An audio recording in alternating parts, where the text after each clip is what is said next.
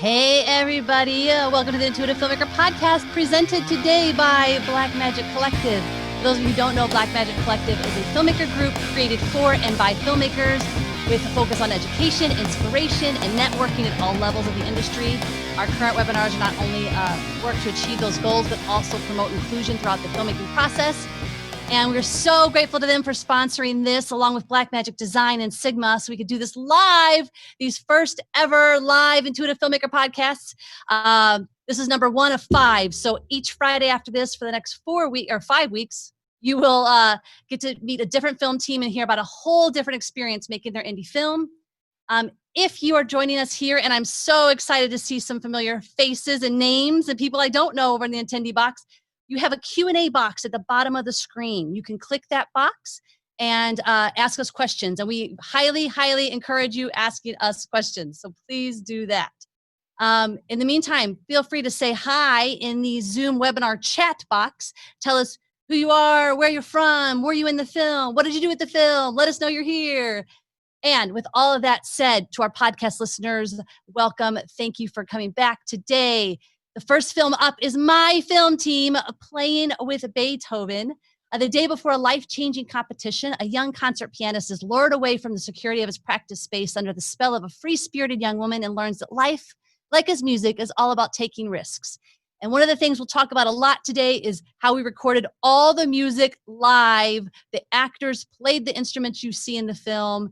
And hey, let's take a look at the trailer. The London Prize only comes around once every 5 years. You remind me of your mother. Naturally gifted, incredibly stubborn. See, Charlotte's so naturally gifted, she takes things like practicing for granted. You're going to win that competition tomorrow. I don't think I'm going to compete. Yes, you are. Why are you here? To get back the moments I lost with you and your mom. 20 years too late. There are people who will judge you harshly based on everything from your technique to your skin color. You've got to be flawless. Charlotte! Are you purposely trying to sabotage the poor kid? Was that your plan all along? To distract me, right? Like throw me off my game. You are not the person I thought you were. Neither are you.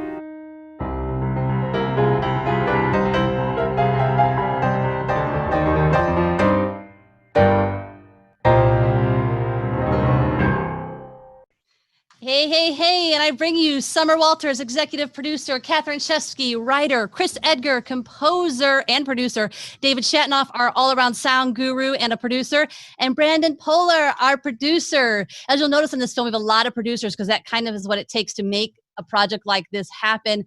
Thank you all for joining us, getting up on a Saturday morning to be here and talk about our film. Just for everybody listening, we have launched our last leg of our free funder campaign. We have a few more things to get, like a DCP to premiere in a theater, fingers crossed if COVID lets us. We have to get some captions so Amazon will put us up, all those fun little things. So please consider giving us a couple bucks today. And welcome everybody. Hello. Hello. Hey. So I would love to just start with a quick, what about Beethoven?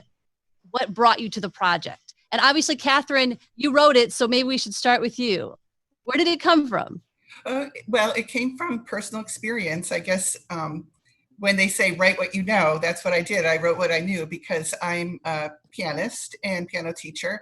And I had been seeing with my piano students, a lot of them were kind of feeling stifled by the traditional way of playing classical music and exercises, and they dropped out. So I changed my approach to piano teaching and started opening them up to all kinds of music, having them listen to a lot of different kinds of music, and just reigniting that joy for music. So when it came to screenwriting, that's what I based it on. And I wanted to have it all take place in one day. So that was kind of my structure for that.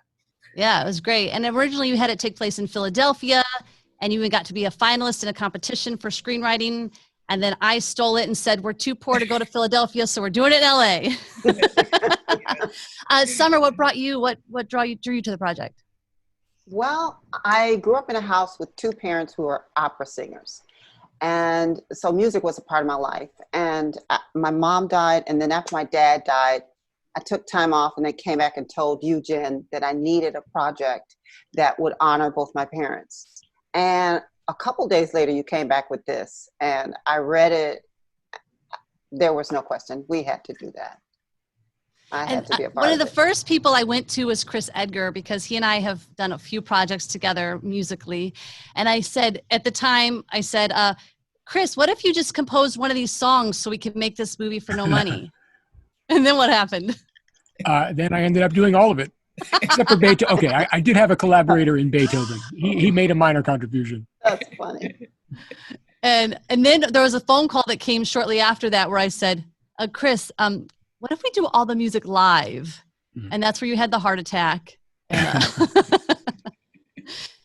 David Shhatanoff, you came on sort of the latest, because you came on just to do sound, but then you ended up being a producer. Do you remember what happened, how that happened? I don't. I think it was just because of how integrated the sound was going to be, how important it was. Just having my hands kind of in everything really helped me out a lot in terms of getting the sound off the ground. But when you approached me, I remember that was the appealing thing about the project was, hey, we have this crazy idea that we have this film with all these performances in it, and instead of doing a track and playback on set, we want to capture all these performances live. And that is, it was pretty ambitious and super exciting to me to be able to work with performers that were going to be able to knock these performances out of the park while we were on.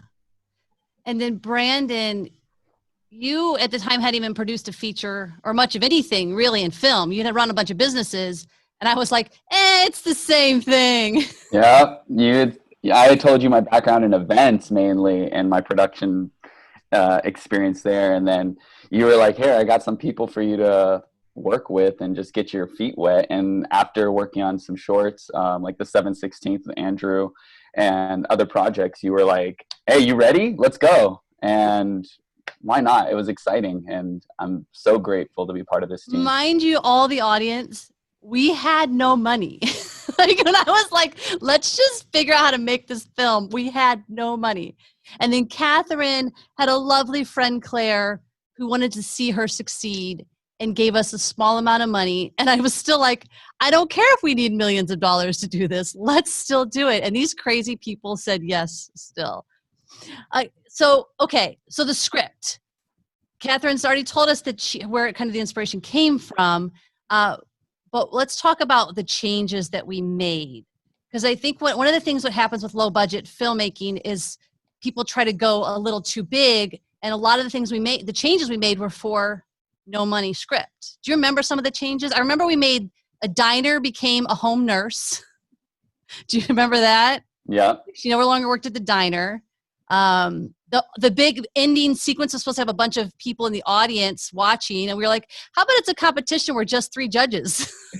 Does anyone remember any other changes? Like, we made a lot of changes to accommodate having a budget. Corinne had a lot of connections in Covina, so she got us these locations that were freaking amazing and unbelievable, and we had to have everybody drive like an hour, sometimes an hour and a half because of traffic to these locations, but we didn't have a choice because we got a school, we got a theater, we got a piano bar, we had we had people loan us their houses. Like, it's just, I think with indie filmmaking you have to go where you can, where the help is, instead of being as picky as you want to be.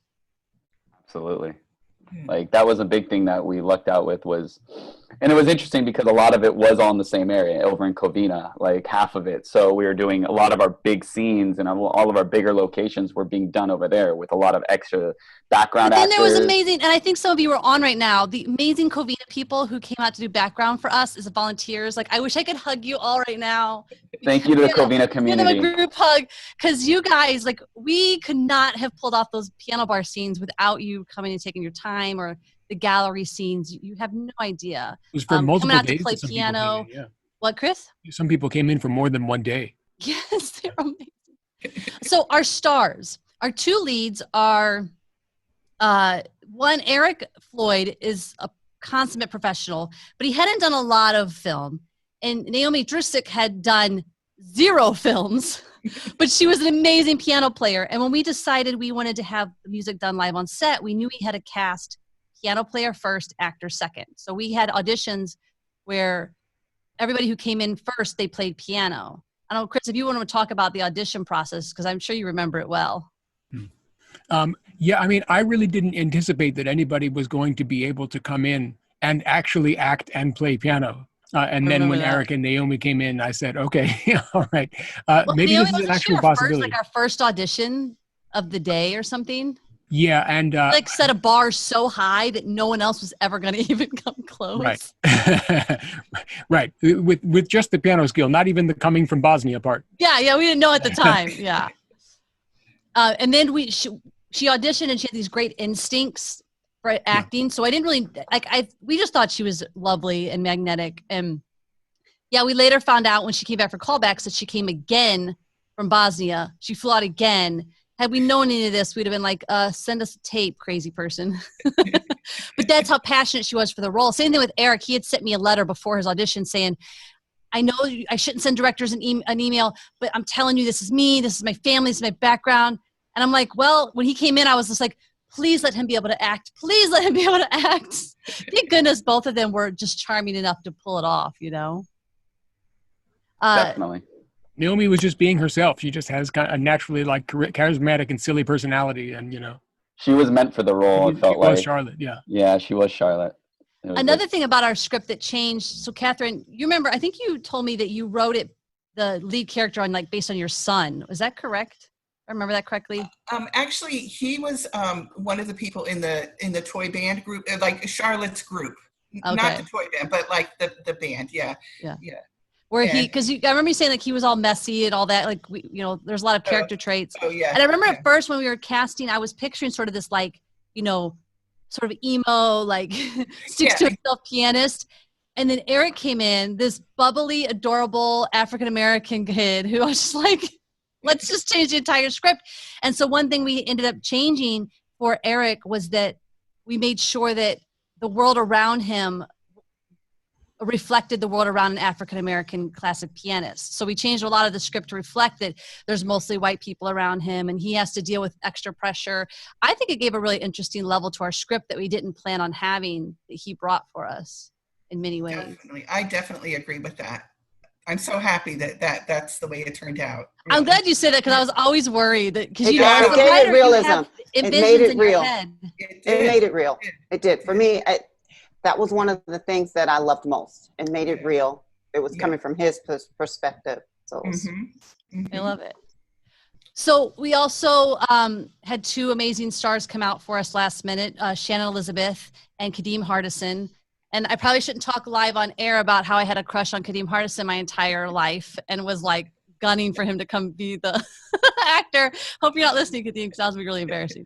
But Kadeem brought this beautiful little emotional performance being the dad of our son.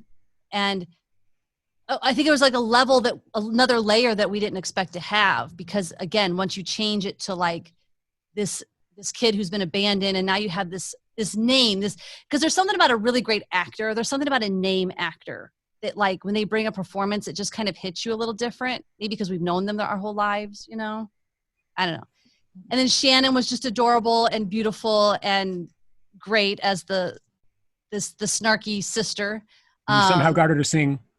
Yes, we got Shannon Elizabeth to sing, and it's so good. And everything you hear in the movie again is live. So you're hearing her sing live with her husband on camera, my man in real life, Todd Curtis. They have to sing live, and I think they might have hated me for it, but I don't know. I like it. Dave, we should really bring you into this conversation because I think that recording this live was one of the biggest challenges of the entire film.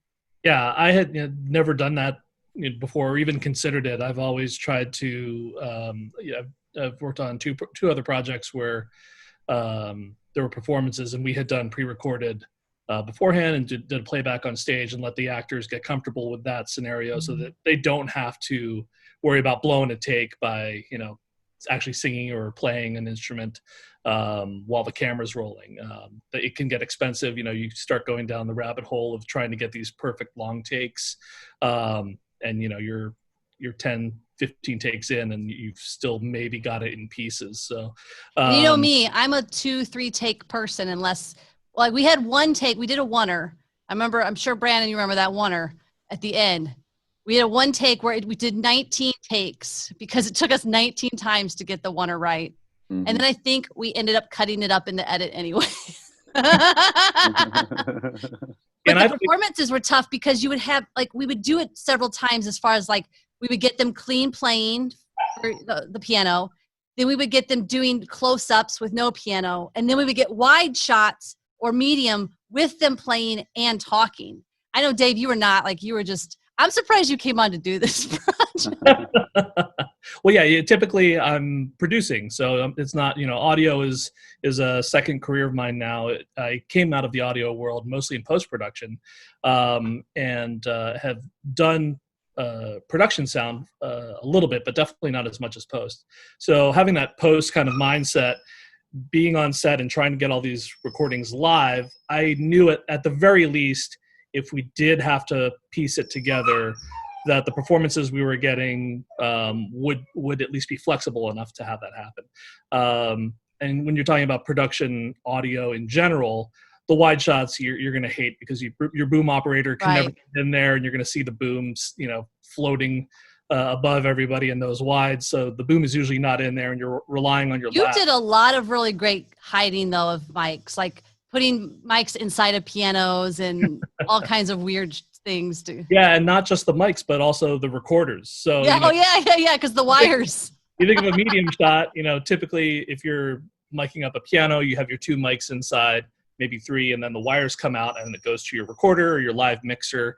And if you're filming something, if somebody's just practicing on a piano, there's not going to be wires coming out of the piano for, why would that be happening? So to sell the reality of just being in a room with somebody rehearsing, we had to hide a small 2-track recorder in the piano along with the microphones that were miking the piano. So it became challenging. The bigger the setups got, with some of the larger ensembles. Like the band, yeah. Yeah, anytime there were a band and multiple musicians, I think the largest live track count that we had, 14 channels recording live for just instruments on top of any actors that we had to have mic'd up. So it was challenging. I think at one point we had 2 different 8-track mixers running at the same time, and that was our biggest day. Yeah, I was actually manning those. Right now. Oh. I was with you, manning those mixers. I remember. I was like, all right, I'm sound now. Brandon, I think your mic might be distorted. You might want to go to your regular computer mic. I think that sounded great. Just a heads up. So Sandra is asking, why did we have one person play at a time? Why did you have to have one person play at a time, and though other people pretend to play? I'm wondering if she means, so like you would mic up one, like for instance, we had a big band, right? So the toy band. So you might have the guitar play by itself so we could get clean guitar and everybody else mimic it so we have the scene. I don't know if we actually did that though. I feel like every scene we just had them always playing. Yeah, we didn't do that. No. They played. Yeah, I think the technical aspect of that is trying to keep everybody on the same tempo. Right. So if you did have just individual people playing, you would still need IFB in-ears for each individual soloist so they could hear a click track so that everybody's staying in the same tempo. And that was technically something that we didn't want to undergo. It was easier for us to kind of isolate mics on instruments and just have everybody play at the same time.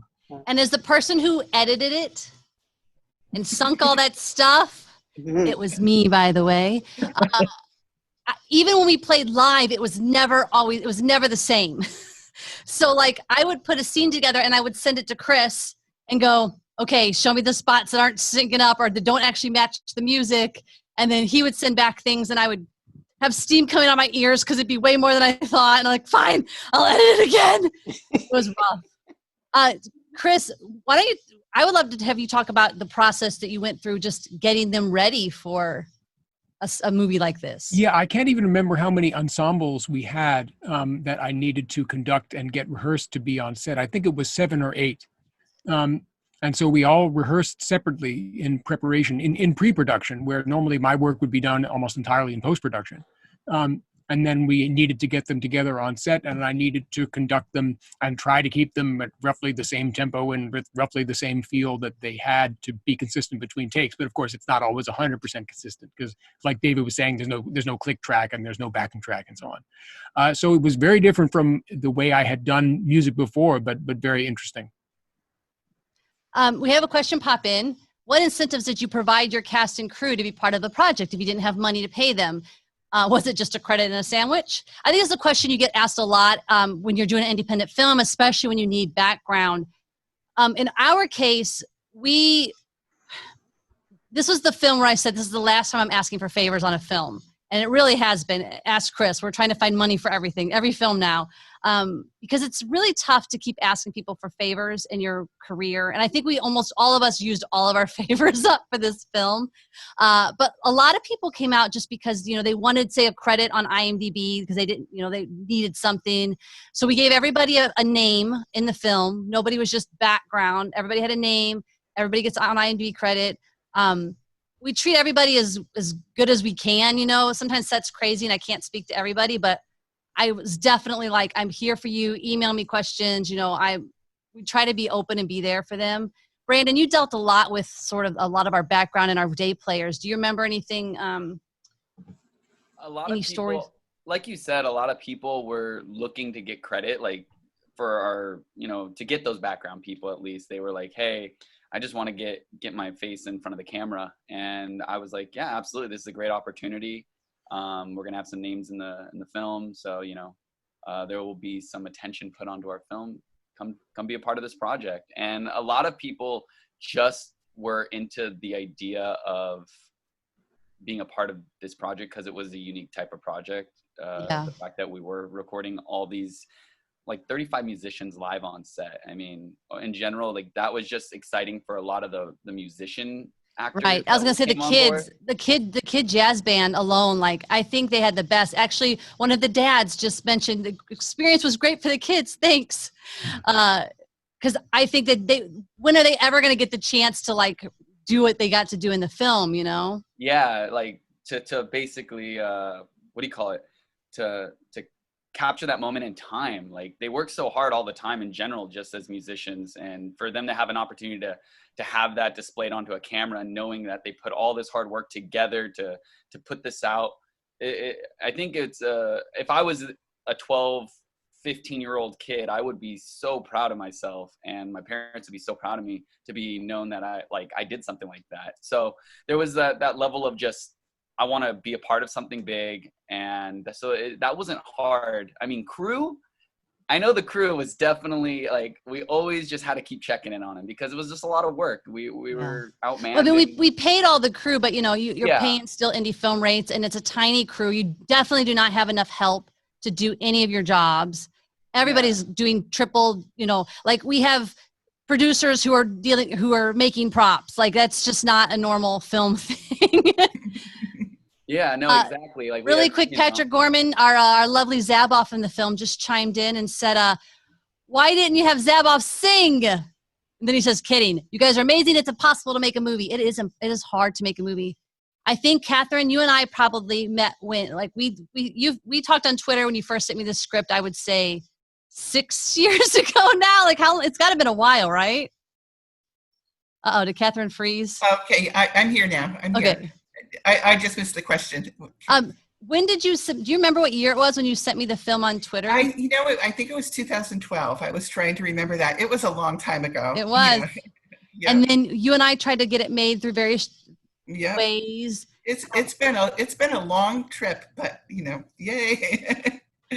And so then even whenever we finally pulled in this team and we actually were making the movie in pre-production meetings, that's another 3 years to this point. Right. And then we've got the movie done. We've got it accepted to all these festivals around the world. And thank you, COVID, for canceling them all. Just in time for the big 250th birthday celebration. For Beethoven, And Catherine we haven't met her in person other than on Zoom. And we had 3 festivals in Philly that actually picked us up. We were like, oh my gosh, you're going to get to be at the premiere. We're going to get to meet you. And then, no. Yeah. Oh, it'll happen. Let's hope. Let's hope COVID doesn't kill our last shots for being live. Other comments. Amy Reed, who was our freaking sound, she made the sound as delicious as she could in post. She says, kudos to David for the great production sound. There were lots of great options to work with in post sound. Yay. Danielle Crystal. I thought it was super interesting to include violin in the jazz band. I've never heard of a film with live music too. It was super fun. She is a very talented young lady who was not only in our jazz band, but we loved her so much we pulled her into the finale scene too. So I got this saw drilling in my head, guys. I hope you don't hear it on the podcast, but my brain is like frying. So, okay, let's go. I'm going to go around the room. And as you think of something, do you have any memories or stories of either something really awesome that happened, unexpected that happened, or a crazy fire that somehow we put out and continued on our day? Summer, you got one? I have the sweetest one. Okay. We were all the way out in no man's land for the piano scene. Mm-hmm. And it was late in the night when we wrapped, or when you guys wrapped after I did. But anyway, I was on my way home, and the star, the sweet boy, walked up to me and said, "Are you driving home now?" I said, "Yeah, I'm going home." So he says, "Well, would you text me? No, call me. Don't text me. Call me." He did it just like this. "Will you text? No, don't." Wanted me to call him when I got home because he was worried about me. And by the time I got home, he was calling me. "You didn't call yet. Are you home?" How sweet is that? Eric was such a professional. That touched my heart. It really did. He used to come up like, "Is there anything I can do to be helping?" We're like, "Yeah, stop trying to help the crew. Relax." Yeah, that touched my heart. If nothing else, in the whole course of it, that a young person is that invested in someone other than himself. So it really struck a chord in me, and he's got me wrapped now. Eric was one of those people who he had to learn. I mean, how many songs, do you remember, Chris, how many songs he had to learn on piano? And they weren't easy pieces. Right. I mean, they were all various, they were variations of Beethoven. Like there were jazz adaptations of Beethoven, and there was a gospel one, and so on. I think he played 6 or 7 piano pieces in the whole film. And he has to memorize them. I mean, obviously you can have sheet music sometimes, but sometimes we can't for the shot. So he has to, like the big ending concert scene where he has the longest, most epic, most exhausting piece. He can't have music up. He has to memorize this whole thing. And the poor kid had food poisoning the day that we shot it. And I'm sure nerves weren't helping. And he's like, "I'm fine." And he would go like throw up, and then he would play, and he would throw up, and he'd play. We're like, "Okay, we're calling it. We're going to try to figure out how to do this another day." Because it's just like, that was the kind of actor Eric was, And then you have Naomi, who's the other half of that, who's really genuinely a free spirit. And I'm sure, Brandon, you were constantly wrangling her, like, "No, Naomi, we need you over here." Yeah, where is she? Where's Naomi? Oh, man. Because she wanted to talk to everybody. And, she was just such a free spirit and so delightful and adorable. But, she didn't have that knowledge of, like, having a feature where, like, "No, we need you to literally sit there until we're ready because we have to go." But I think that works for both of them. That's sort of like his work ethic and her free spirit is who they were. It's who Catherine wrote. So exactly it worked. Right. Yeah, it's exactly right. Personalities. Was there any other indie film dramas that we somehow made it through? I mean, realistically, we were flying by the seat of our pants, throughout most. When we went into production, we still had to lock in like the Covina Theater. So we were like on week 1 still locking locations, to be real, like, because we were still limited on our budget with what our theater was, and we didn't want to just rush something that was so important.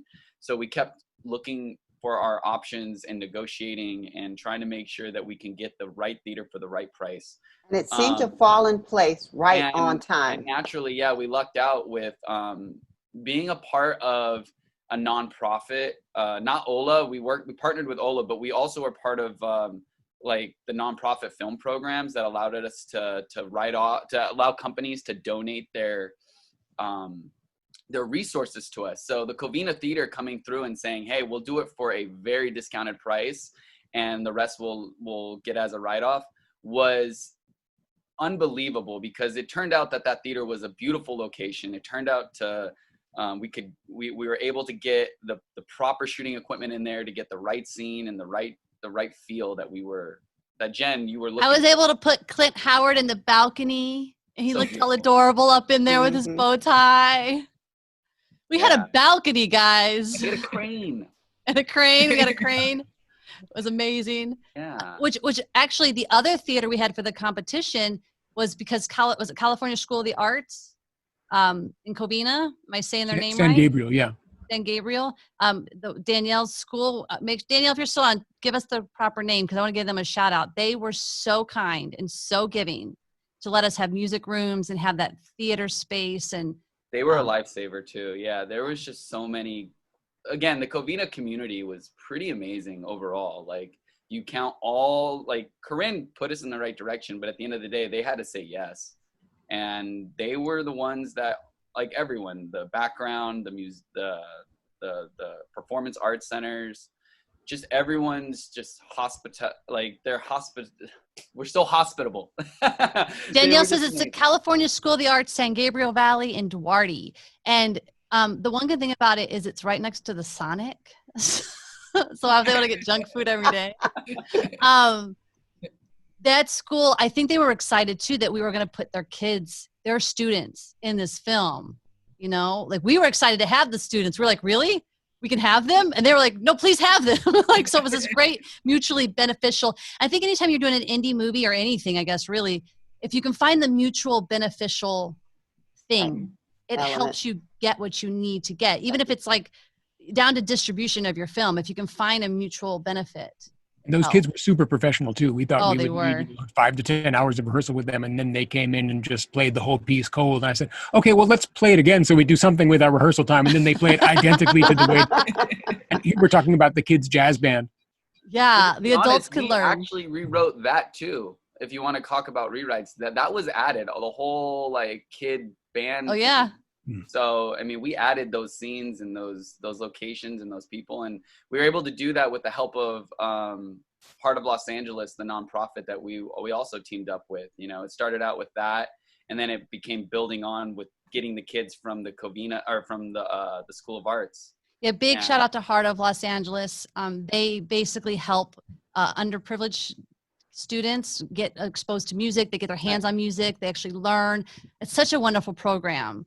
We're actually going to donate I don't remember which percentage it was, but we're donating a percentage of our profits, let's hope we get some, to their program, because we just think that it's such an amazing thing that they're doing. Yeah, what they do for the kids in the inner city was super big, and I was so glad that you guys were all down to be a part of that partnership. You know, not only they were, but you guys were as well, and we were all like, yeah, let's do this. It sounds like the right thing to do. I was impressed when we did the walkthrough. Education.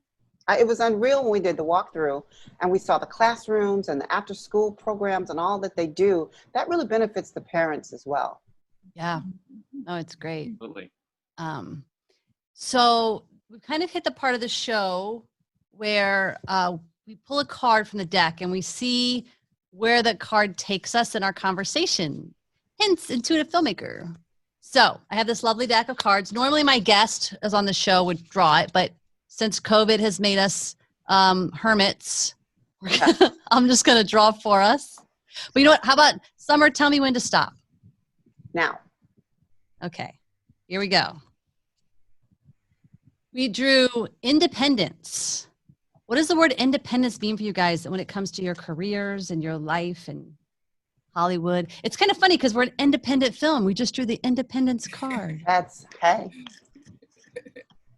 For me, independence, the first thing that comes up for me is kind of owning your own part of something, like being responsible for whatever your part is. As a director, it's tough because you're actually you feel responsible for everything. Yeah. So if a prop isn't there, you can lose your cool because you're like, we need this prop right now. Why don't we have this prop? Because you feel like the whole picture relies on you.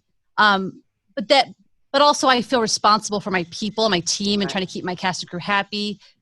So director, it's a little harder to be sort of independent, but for you guys, you know, maybe as composers, as producers, I mean, I think there's also probably a little bit of that too, where you have your part to do, but you feel responsible for everybody. Did something else come up for you guys? And in your part, you have the unilateral bandwidth to do it the way you've wanted to do it, share that with everyone else, but you feel more responsible because it is on you. And when the success comes, it's yours. When if the failure comes, it's yours. But when the success is there, it feels so much better. It just does. I like that you said that, because for me as a director, I've directed 6 feature films now. 4 of them I was for hire, and it wasn't I wasn't really involved in editing. I was just there to kind of make their movie for them, and live or die, like good or bad, I couldn't put claim to that. But with this film, with Playing with Beethoven, even though, yes, was it shot exactly like we wanted? No, we didn't have the money or the time or the people or whatever, right? Mm-hmm. But I feel like the good or the bad, I can own it. I can take responsibility for it. And that's why I'm proud to put it out into the world. You know? That's it right there. Does anybody have anything to add to that? I mean, as a producer, I feel like the independent part of it, it's like I need the whole village, you know, I need everybody to make this movie. So, I mean, when I hear the word independence, though, I think of like, as much as we can, I mean, as a film crew, we have to, as independent as we can be. Exactly. With gear, with our skills, not outsourcing, not less rental, you know, that seems the most independent as a filmmaker. I like that, yeah. Getting your own production equipment and getting your team, the people that are not just looked at as just hirees, but like someone that you can look to and depend on, and not just expect it to be done because of the money, but expect it to be done because you guys are all in the same goal-oriented filmmaking. Right. No, I think it's important with indie film that everybody has a passion for it. Like, yes, you're getting a paycheck, but you have to have a passion for it. It's not. But that's what all of us were. We all had, each of us had us. It's our giant list of producers. Yeah, there were a lot of us, but everybody had a goal that propelled them. And so it was from the heart for all of us, I believe. And it made us a family working on it because we wanted it to succeed for personal reasons as well as professional reasons. Absolutely. Catherine, you're probably the most independent of the jobs because as a screenwriter, you're by yourself. You have no one to tell you to write. You have no one to tell you it sucks until, you know, you finally put it out in the world. Like, what does independence mean for you? Well, I think it means having that ability to create, just to create. And then the icing on the cake is to have, you know, make the connection where someone could actually get it made, like you. And what about our Twitter meeting? Wasn't that like so serendipitous? There's so many things about this film that I think there was a moment of like how did that happen? You know, like why did you see my tweet at that second of that day? You know, right after you've had this sort of success enough to be able to just feel like you can send your screenplay over, for Summer to have her moment of needing a certain project and this falls in her lap. Chris and I, we met for the breakout of rock opera. Still one of my favorite projects I've ever done. And then but had you not like seen the musical number or like decided to call, none of this would have happened. Beethoven would not have happened without you. I think there's so many things so it's like as independent as we all are, and we're all like always forging for our own careers, we're so interconnected. It's almost creepy. That's called family. Schatanoff, how did you and I meet? Do you remember? I don't. I know, it's been so long. But we knew each other for a while before we actually. This was our first project that we worked together. So I think it was. I have a background in music, so I think it was really, you know, it was kismet that this was the project that we kicked our professional relationship off on, and it was appealing to me, and you know, I had definitely wanted to work with you for a long time, just knowing the projects you that have been ended involved. after Beethoven. No, it's not true. Dave and I are trying to write a Christmas script right now. Yeah. Lord help us. But yeah, it was for independent, like in terms of independent or independence. My career kind of made that shift about 8 years ago when I left the studio world. I was making money for the big studios, and decided at the time, hey, this is the timing is right to kind of pursue my producing career and make my way, by myself. And it's and when you don't have someone telling you, hey, here's the project, here's what we need by this time, right? It's up to you to set that schedule and up to you to stay motivated and find ways to stay connected with people, even though you are independent. So I think, trying to strike that balance between, hey, I'm on my own now, and hey, I need to make money to be on my own now.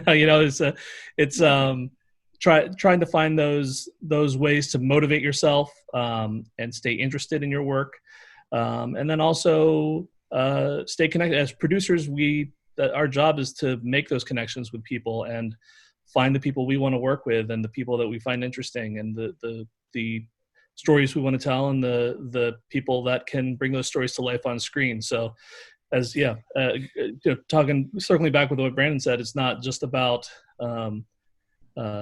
being independent, but also working with those crew and the on-screen talent that you want to see up there. I love it.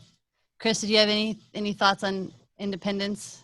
Well, you I had also a lot work by yourself a lot. Yeah, that's true. And I had a lot of freedom, musically in this film that I would normally have. Normally what I'm doing is like writing instrumental underscore. And here I got to write an Irish jig that would be played on set, partly on toy piano. Like, it was just very different. And I got to play around with crazy ideas that normally I think I wouldn't be able to explore. Oh, and also, of course, writing songs with vocals in them. Like, I wrote 2 whole gospel numbers. And then I wrote a couple of these. Oh, yeah. And we got to do this kind of swanky, 1940s or 50s big band style of tune, which is an era that I very much like. And I finally got to put one in this film. Which was Amy Reed says the Irish jig is one of my favorite music pieces in the film. Oh, thank you. I think that I have such a trust for you when it comes to composing that I don't usually have a lot. Like, I might say like, I want this feeling or whatever, and you just do it.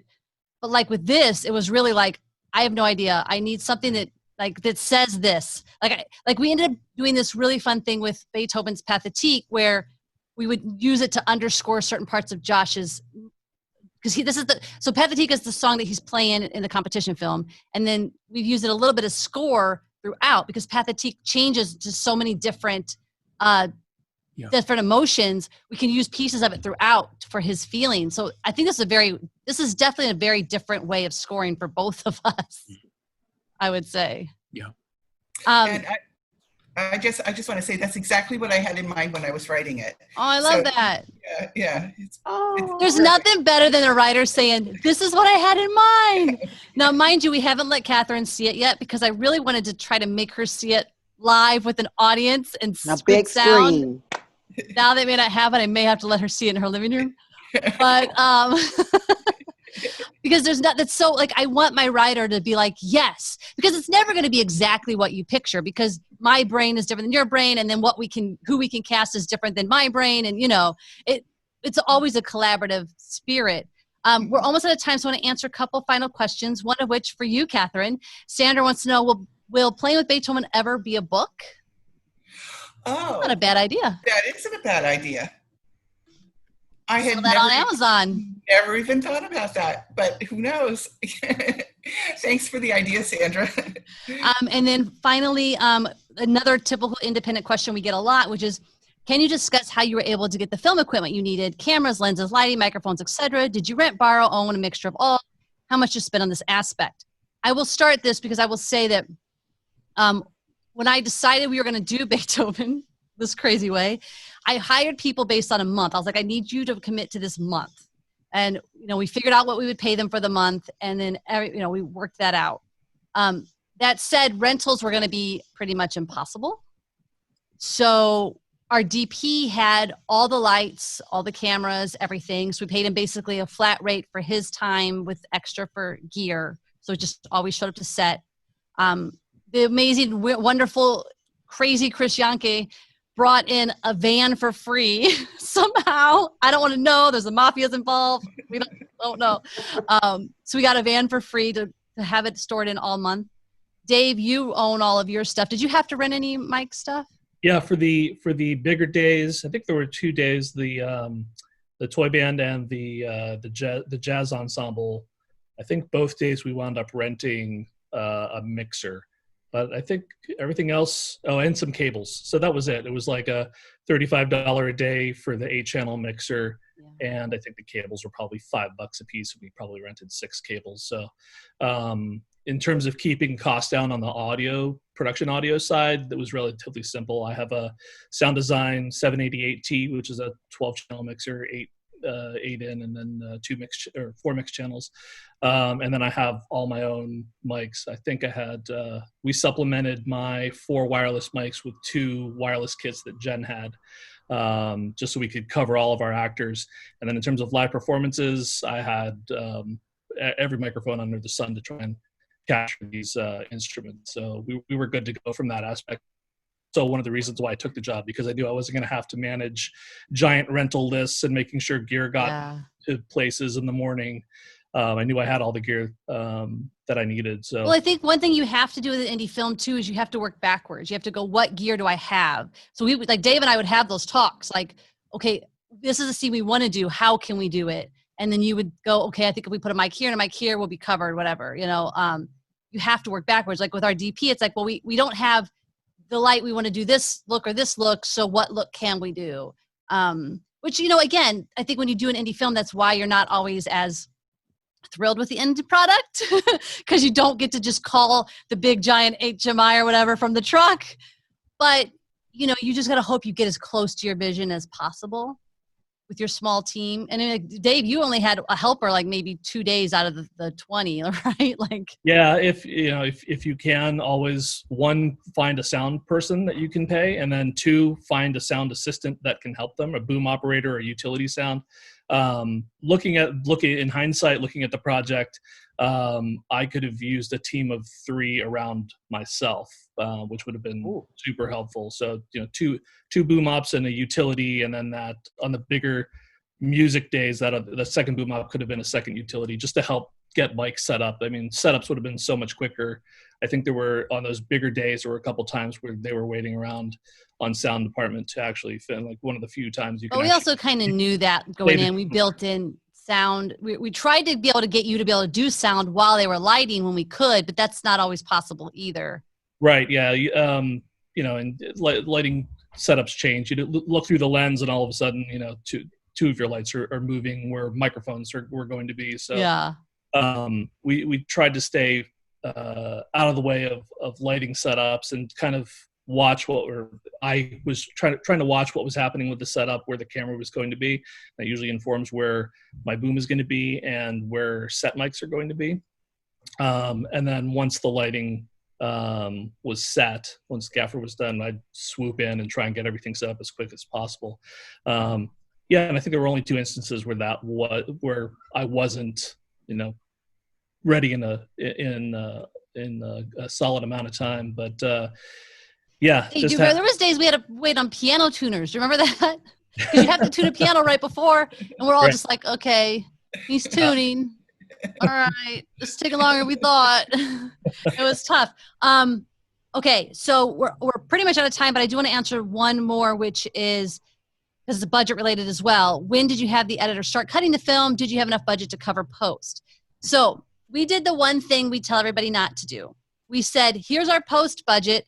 We're going to go ahead and use it on picture and then deal with post later. I don't suggest you ever do that. We just were like, we'll raise the money. We'll figure it out.